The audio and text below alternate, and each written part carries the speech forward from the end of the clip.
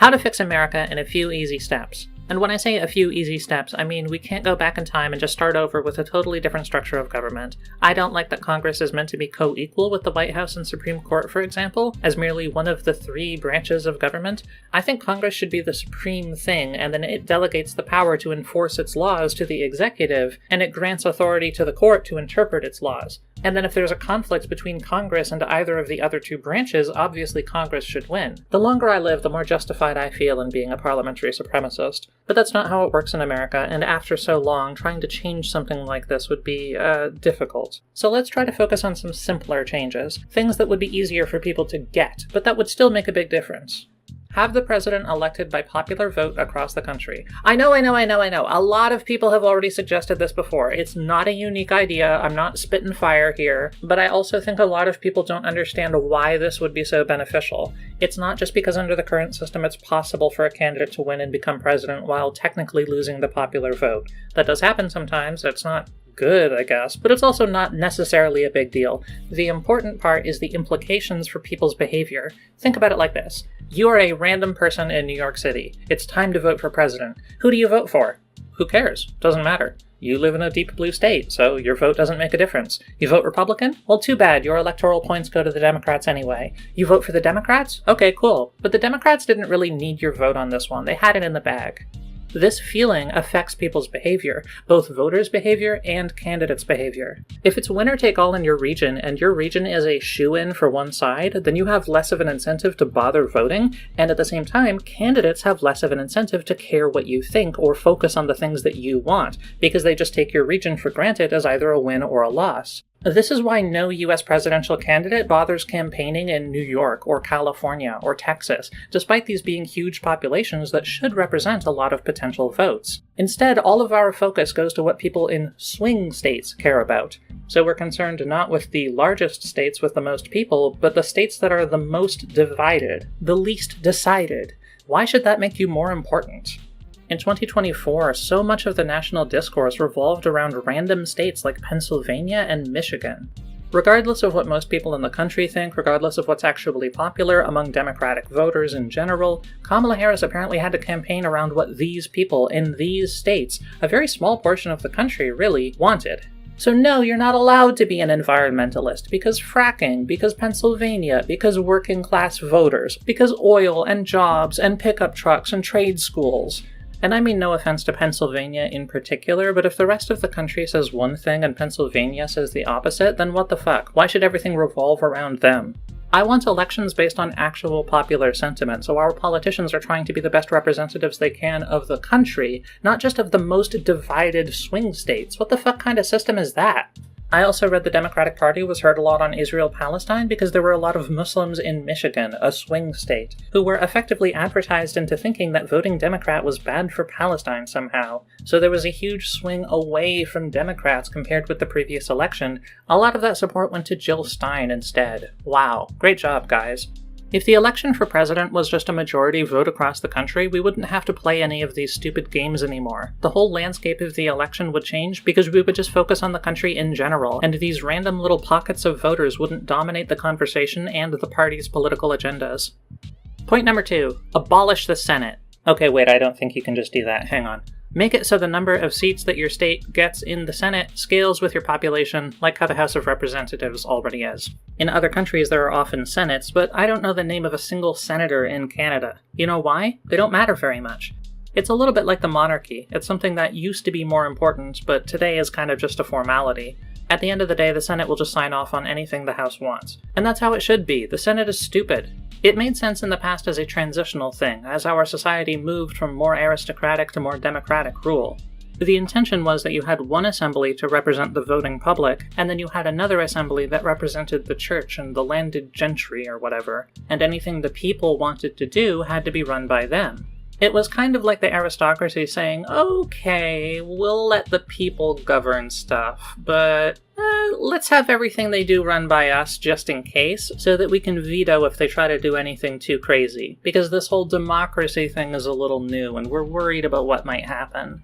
The Senate was not an elected body. Its members were appointed or the positions were inherited. In the United States, they tried to emulate this function with a different form by having a Senate whose members were not chosen by the voting public, but by the legislature of each state. But that's not how it works anymore. The senators are just elected, and now the states are way more different in population size compared with in the past. So what's the point of the Senate? It's no longer an anti-democratic check on popular will in a country that's hesitant about experimenting with democracy. It's not the voice of a more educated aristocratic elite. It's also democratic, its members are all just voted in. It's just democratic in a way that favors low-population states by giving them disproportionate power over the federal government. It doesn't favor merit or experience, it's the exact opposite of an aristocracy, it's the opposite of a meritocracy. And in practice, the Senate holds everything back. You could have the country mostly on board with something, but oh no, you can't get it through because even though you control the House and the presidency, too many people from Kentucky and Montana and South Dakota just aren't cool with that idea. So you end up with a 51 majority Republican Senate, which is bullshit because that basically just means the majority of the country voted Democrat for their senator, but the Senate favors Republicans because the Republicans are more popular in low population states, and the Senate leader can just be a prick and choose to not even put any legislation from the House up for a vote. Fixing this bullshit would do a lot to make the US legislature work better, and it would prevent the country as a whole from being held back by these minority voting blocs.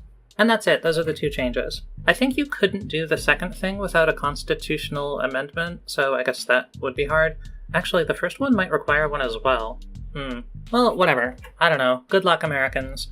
Simplicity is important not only in the sense that, like, a simple thing is often easier to change. In this case, I guess it would be a simple thing that would be kind of hard to change. There's like a high requirement. You would need 2/3 of the Senate and all the states for the ratify the constitutional amendment, whatever. Simplicity is also important because it makes things easier to understand and therefore easier to advocate for. It's easier to get people on board with a simple idea, something that they can actually understand. It sticks with the voters more. And these two changes, as simple as they sound, would potentially revolutionize American politics.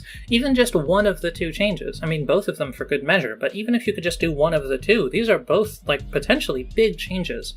I'll let you cheeseburgers in on a little secret. Other countries also have crazy fuckers. It's not just you. The problem is how in America the system is set up in a way that gives your fringe voices way more say in how things are done. Here's how it should play out. They don't like it, but they get overruled and then life goes on without them.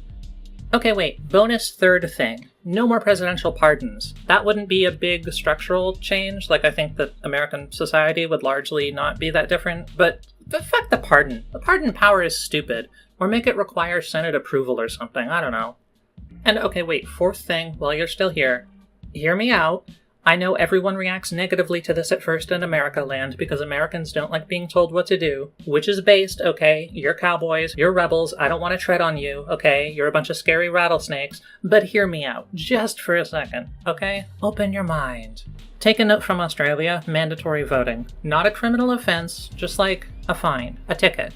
It's like, oh, you didn't bother voting? Okay, $150 fine or something. Whatever. The exact number is negotiable, but a penalty of some sort. Like if you get caught not paying a train ticket, or if you're late on filing your taxes. Just make it enough that it sucks if you miss it. And to be clear, there's a none of the above option. You don't have to pick a candidate. You can go in there and say, I vote nobody. But you have to actually choose that. You can't just not show up. You have to actually fill out a ballot, even if you're just expressing none of the above. You have to express something. Now look, there are different strategies for achieving voter participation. In some countries, you have a strong civic duty where everybody is engaged and they believe that their systems actually work. They're not so fucking depressed and disillusioned about government. You don't have this Reagan-era fear-mongery bullshit about how the government agents are coming for them. They don't think the tax man is the bad guy. They don't hear about government funding education and think, why would I want to pay to teach other people's kids? They actually want to invest in shared collective things. That's why their roads look so much better. So for them, going out and voting is like the completion of that initiative. They're doing their part as part of a system that they actually believe in. And it's like, okay, yeah, good for them, but this is America. It's a little too late to go back and build a different cultural attitude toward government. So hey, you know what's also an option? Just make it mandatory. Fine people for not doing it. It's an option, and it's not complicated. It's a really simple way to make the number of people who vote go up. And it's unfortunate that so many people in the US have a reflexively negative reaction to this idea. They hear it and they instantly think, oh hell no, government can't tell me what to do, rabble rabble. But it's like, dude, Shut up. There's so many things in your life that you have to do. Like, oh no, I have to get a driver's license and pay taxes or whatever. Just get over it. Just accept that the government is making you choose an option, and there's a huge potential benefit here just waiting to be claimed. Or whatever, fine. Just do the first two things, I guess. Those are really the big ones in terms of potential outcome, and are actually something I could see the American people being on board with, whereas this one could also change a lot. But yeah, it does feel like it would be a hard sell, so. But if people could ever come around, there's just money being left on the table over here.